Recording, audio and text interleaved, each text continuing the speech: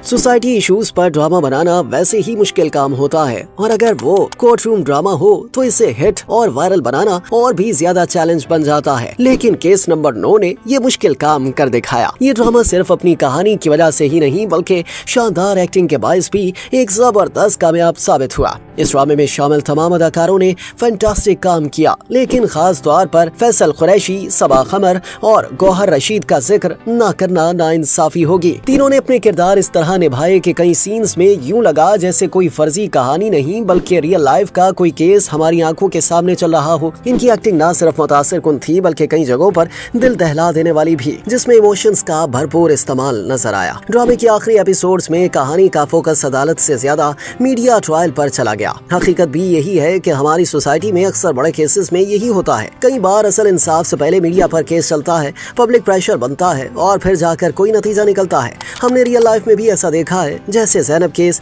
जहां एक कमसिन बच्ची के साथ रेप और मर्डर हुआ, या नूर मुकद्दम केस। ये केसेस पहले मीडिया पर आए, प्रेशर बना और फिर अंजाम तक पहुंचे। यहाँ एक हार्श क्वेश्चन पैदा होता है कि अगर मुसलसल मीडिया प्रेशर ना होता तो क्या नूर मुकद्दम का कातिल आज जेल में होता? अफसोस के साथ कहना पड़ता है कि ऐसा सवाल पैदा होना ही हमारे सिस्टम पर क्वेश्चन मार्क है। ये बात भी काबिल जिक्र है कि कुछ पुलिस ऑफिशियल्स ने खुद मुख्तलिफ मीटिंग्स में लोगों को कहा कि केस नंबर 9 एक ऐसा ड्रामा है जो सबको देखना चाहिए, क्योंकि इसमें लॉ और पुलिस के तरीक़ेकार को काफी हद तक हकीकत के करीब दिखाया गया है। इसी बात को एंकर शासिब खानजादा ने भी ड्रामे के फाइनल में वाज़े अंदाज में सामने रखा।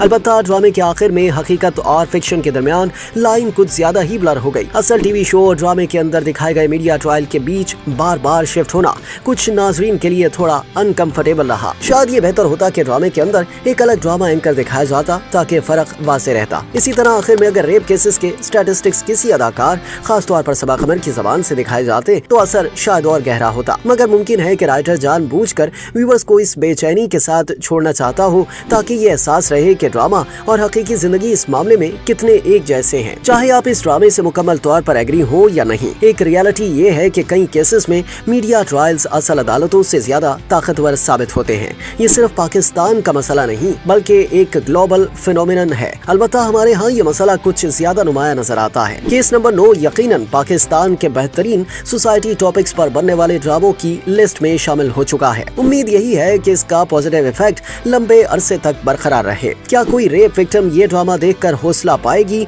और इंसाफ के लिए लड़ने का फैसला करेगी? क्या माशरा ये सोचेगा कि अगर कोई औरत सामने आकर कहे कि उसके साथ जुर्म हुआ है तो क्या उसे जज करना चाहिए? उम्मीद है कि नहीं। और क्या ये ड्रामा वुमेन एम्पावरमेंट में वाकई कोई मजबूत किरदार अदा करेगा? तो जवाब यही है, इसे करना ही चाहिए। तो व्यूअर्स, आपका इस बारे में क्या ख्याल है? हमें अपनी राय से जरूर आगाह कीजिएगा। इस वीडियो को लाइक करें, शेयर करें और हंगामा एक्सप्रेस को सब्सक्राइब करना ना भूलें।